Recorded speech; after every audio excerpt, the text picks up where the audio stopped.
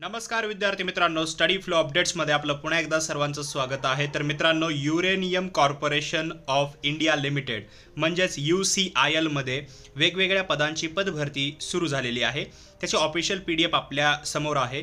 कोणत्या जागा आहेत, कशा प्रकारे फॉर्म भरायचा आहे, शैक्षणिक पात्रता काय लागते, प्रत्येक प्रवर्गासाठी किती जागा, सर्व डिटेल्स आपण या व्हिडिओमध्ये पाहूया। तर नवीन असाल चॅनलवर तर सबस्क्राइब करा आणि हा व्हिडिओ एंडपर्यंत नक्की पहा। तर हे ऑफिशियल PDF आहे जे की 7 पेजेसचं आहे। याच्यामधली जी इम्पॉर्टंट इन्फॉर्मेशन आहे ती आपण पाहणार आहोत। तथापि जर तुम्हाला हे पूर्ण डिटेलमध्ये वाचायचे असेल तर लिंक मी डिस्क्रिप्शनमध्ये दिलेली आहे। फर्स्ट लिंक आहे, सो चेकआउट करायला विसरू नका।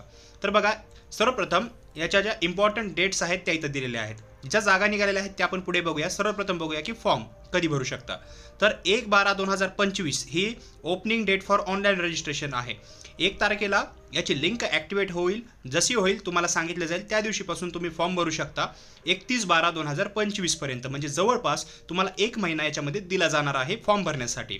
सध्या हे नोटिफिकेशन आलेलं आहे आणि याची जी ऑफिशियल साईट आहे www.uraniumcorp.in ही पण मी डिस्क्रिप्शनमध्ये देत आहे। फर्स्ट लिंकवर क्लिक केल्यानंतर एक आर्टिकल ओपन होईल, तिथे तुम्हाला याच्याबद्दल माहिती वाचायला मिळेल। फॉर्म भरायची डेट जी आहे ती 1 तारखेला जे आहे ते ॲक्टिव्ह होणार आहे। आता याच्या जे पदे कोणकोणते आहेत तर बघा, मायनिंग मेट सी याचा पे स्केल पाहू शकता। याच्यामध्ये टोटल 95 पोस्ट आहेत। प्रत्येक प्रवर्गानुसार पाहिलं तर SC या प्रवर्गासाठी 13, ST 29, OBC non creamy layer 5, EWS 13 आणि अनरिझर्व्ड 35। मॅक्झिमम एज लिमिट 40 दिलेला आहे।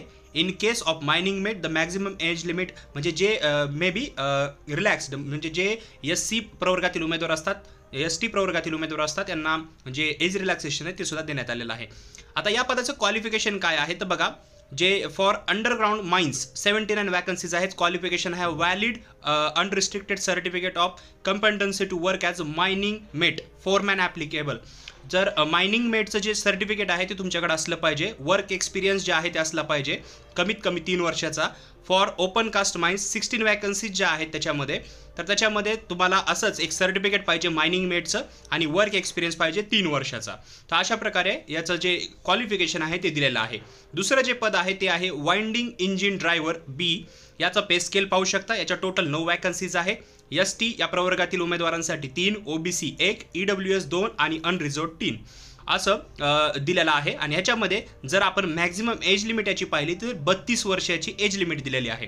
क्वालिफिकेशन आहे matric with first class winding engine driver certificate, म्हणजे याच्यामध्ये तुम्हाला वाइंडिंग इंजिन ड्रायव्हरचं सर्टिफिकेट असलं पाहिजे फर्स्ट क्लासमध्ये आणि वर्क एक्सपिरियन्स पाहिजे जवळपास more than 3 years. Winding engine ड्रायव्हरचा तुमच्याकडे एक्सपिरियन्स असला पाहिजे। त्याचबरोबर तिसरं पद आहे बॉयलर कम कंप्रेसर। याचे टोटल 3 पदे आहेत। ST या प्रवर्गातील उमेदवारांसाठी 1, EWS 1 आणि अनरिझर्व्ड 1। मॅक्झिमम एज लिमिट 30 वर्ष आहे। याचं क्वालिफिकेशन आहे क्लास बॉयलर अटेंडंटचं सर्टिफिकेट तुमच्याकडे पाहिजे ऑफिशियल। वर्क एक्सपिरियन्स पाहिजे किमान 1 वर्षाचा। In charge with first class boiler attendant certificate याचं पाहिजे। तर प्रत्येक प्रवर्गास जे पदं आहेत ती प्रवर्गानुसार वितरित करण्यात आलेले आहेत आणि प्रत्येकासाठी जे आहे ते क्वालिफिकेशन देण्यात आलेलं आहे। जर तुम्ही हे क्वालिफिकेशन पूर्ण करत असाल तर तुम्ही जे आहे याच्यामध्ये अप्लाय करू शकता। ॲब्रिव्हिएशन्स दिलेले आहेत ते तुम्ही रीड करू शकता, जसं की पर्सन्स विथ बेंचमार्क डिसॅबिलिटी त्यांना सुद्धा एज रिलॅक्सेशन, त्याचबरोबर त्यांच्यासाठी सुद्धा जागा इथं देण्यात आलेल्या असतात। तर त्याबद्दल इथं माहिती दिलेली आहे। आता एज रिलॅक्सेशन जसं मी म्हणलं की मॅक्झिमम काही पदांसाठी 30 आहे, काही जणांसाठी 33 आहे। तर as per act SC ST या प्रवर्गातील उमेदवारांसाठी 5 वर्षाचं एज रिलॅक्सेशन आहे।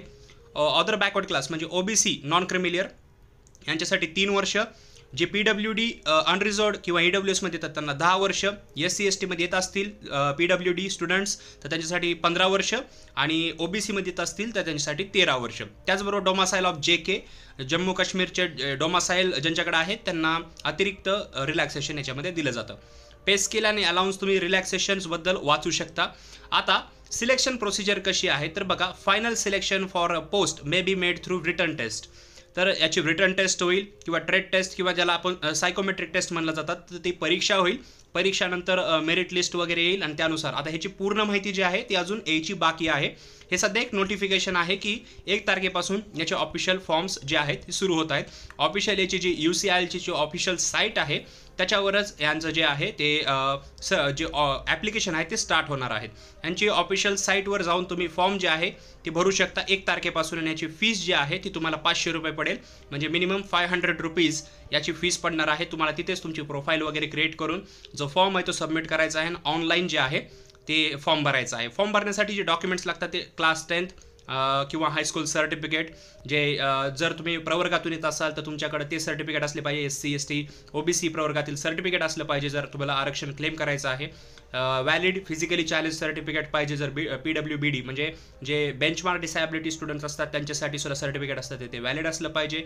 तुमच्याकडे वर्क एक्सपिरियन्स जो मी सांगितला होता त्याचं सर्टिफिकेट असलं पाहिजे. अशा प्रकारे तुम्ही इझिली याच्यासाठी अप्लाय करू शकता.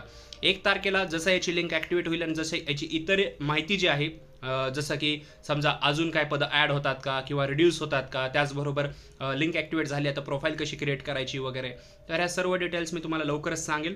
व्हिडिओ आवडला असेल तर लाईक करा. याच्याबद्दल रीड करण्यासाठी डिस्क्रिप्शनमध्ये लिंक दिलेले आहे ते चेकआउट करायला विसरू नका. आणि काही जर प्रश्न असेल तर कॉमेंट सेक्शनमध्ये ॲज वेल ॲज इंस्टाग्रामवर आमच्याशी कॉन्टॅक्ट करू शकता. तर मित्रांनो, व्हिडिओ पाहिल्याबद्दल धन्यवाद.